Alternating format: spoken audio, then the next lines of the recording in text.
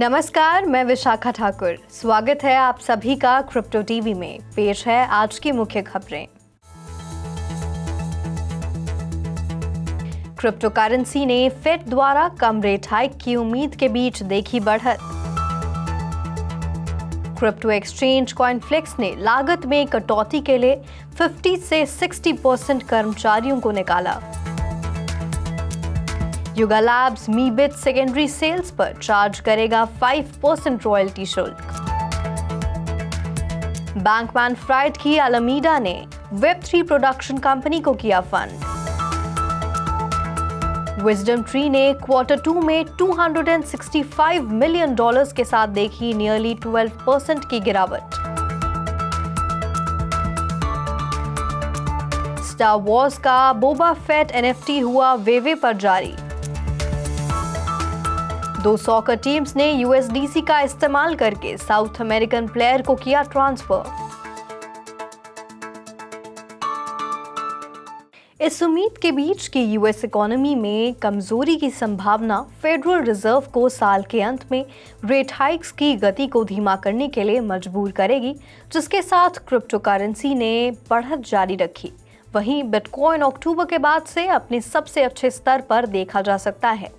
US Fed chairman Jerome Powell ने बुधवार को संकेत दिया है कि इकोनॉमी पर हायर रेट्स के इफेक्ट्स का आकलन करने के लिए किसी स्तर पर यह आसान हो जाएगा।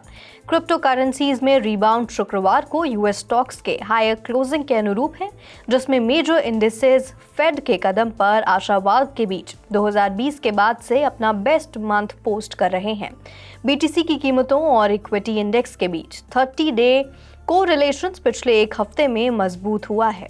जुलाई में S&P 500 में 9.1% की बढ़त हुई है, जबकि डाउ जोन्स इंडस्ट्रियल एवरेज में 6.7% की बढ़त हुई, जो नवंबर 2020 के बाद से हर एक इंडेक्स के लिए सबसे मजबूत मंथली परफॉर्मेंस है।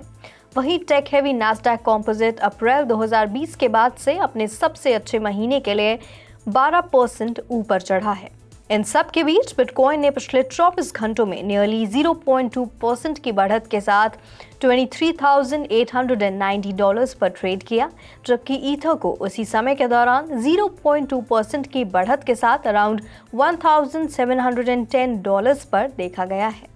क्रिप्टो एक्सचेंज कॉइनफ्लेक्स ने कहा कि उसने लागत में कटौती करने के लिए डिपार्टमेंट्स और जोग्राफिक लोकेशंस में अपने आधे से ज़्यादा वर्कफोर्स को निकाला है, क्योंकि वह पिछले महीने विड्रॉल्स को रोकने के बाद पूरी तरह से रिकवर होना चाहता है।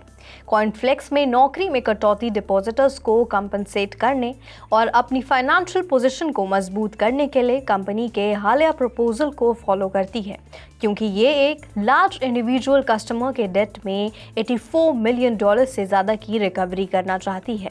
को-फाउंडर सुधु अरुमुगम और मार्क लैम ने ब्लॉग पोस्ट में कहा कि कॉइनफ्लेक्स के पोटेंशियल एक्विजिशन या पार्टनरशिप को देखते हुए किसी भी एंटिटी के लिए सही आकार में रहने का इरादा है। इसकी रिकवरी के हिस्से के रूप में कॉइनफ्लेक्स ने कहा कि वह अभी भी RVUSD टोकन और फ्लेक्स कॉइन्स को डिस्ट्रीब्यूट करना चाहता है और अगले हफ्ते से लॉक वर्सेस अनलॉक बैलेंसेस की ट्रेडिंग की पेशकश करने की योजना बना रहा है। नॉन फंजिबल टोकन युगा लैब्स ने कहा कि वह तुरंत शुरू होने वाले मीबिट्स NFT की सेकेंडरी सेल्स पर 5% रॉयल्टी फी लेना शुरू कर देगा। कंपनी ने कहा, इस मीब पार्टी को चालू रखने में मदद करने के लिए बदलाव किया गया था। बता दें कि कलेक्शन ने पहले रॉयल्टी फीस नहीं की थी। युगा मूव का एम कलेक्शन के माध्यम से फंड लाना है, जिसे उसने इस साल की शुरुआत में क्रिप्टो पंक्स कलेक्शन के साथ लावा लैब से हासिल किया था। इसके हेडलाइन कलेक्शंस में बोर्ड एप यॉट क्लब और bored ape mutant club currently 2.5% royalty लेते हैं। वहीं other deeds NFT other side virtual land plot से जुड़ा है, जो 5% फीस चार्ज करता है। No web3 media company trustless media ने कहा कि उसे FTX के CEO और अलामीडा रिसर्च के फाउंडर सैम बैंकमैन-फ्राइड के लीड में $3.25 मिलियन का फंड मिला है। फर्म के को-फाउंडर जैक गजमैन के अनुसार community owned non fungible token media company NFTV episodes को प्रोड्यूस करना चाहती है, जिसमें NFT के पोजेशन वाले इंडिविजुअल्स शो के कंटेंट को डायरेक्ट करने के साथ उसके मालिक होते हैं। फर्म गिरावट में अपना पहला शो कॉइनेज प्रसारित करने की योजना बना रही है। कॉइनेज एक स्केप्टिकल लेंस के माध्यम से क्रिप्टो स्टोरीज को इन्वेस्टिगेट करेगा। विजडम ट्री की क्रिप्टो एसेट्स की वैल्यू क्वार्टर 2 में 12% की गिरावट के साथ एवरेज $265 मिलियन देखी गई है, जो एक साल पहले $300 मिलियन देखी गई थी। ये फिगर 2022 के क्वार्टर 1 के लिए विजडम ट्री द्वारा दर्ज की गई $324 मिलियन से 22% कम है। विजडम ट्री की क्रिप्टो एसेट्स 3 महीनों के दौरान $235 मिलियन गिर गई है। ये डिजिटल एसेट मार्केट्स में ड्रामेटिक डिक्लाइन के अनुरूप है। जून में बिटकॉइन में 37.7% की गिरावट आई है, जो 2011 के बाद से सबसे ज्यादा है। क्वार्टर के एंड में विजडम ट्री ने कंपनी के सभी एलिमेंट्स में $74.3 बिलियन की एसेट्स को मैनेज किया है। एसेट मैनेजर ने $8 मिलियन की क्वार्टरली नेट इनकम रिपोर्ट की है, जो एक साल पहले की तुलना में लगभग 55% कम है। हालांकि ये इस साल के क्वार्टर 1 में $10.3 मिलियन के नुकसान के फेवरेबल कंपैरिजन करता है। वेवे ने स्टार वॉर्स के साथ कोलैबोरेशन में फैन के पसंदीदा the Empire Strikes Back fame Boba Fett NFT की पहली कलेक्टिबल को रिलीज किया है। फेमस अंडरवर्ल्डर्स कलेक्शन का अपना बोबा फेट शनिवार 30 जुलाई सुबह 8 बजे 3 रेयरिटीज में ब्लाइंड बॉक्स फॉर्मेट में अवेलेबल होगा। अंडरवर्ल्डर्स कलेक्शन स्टार वॉर्स गैलेक्सी की पेशकश करने के लिए सब कुछ ऑफर करता है, जिसमें स्मगलर्स, बाउंटी हंटर्स और thieves from a far away galaxy शामिल हैं।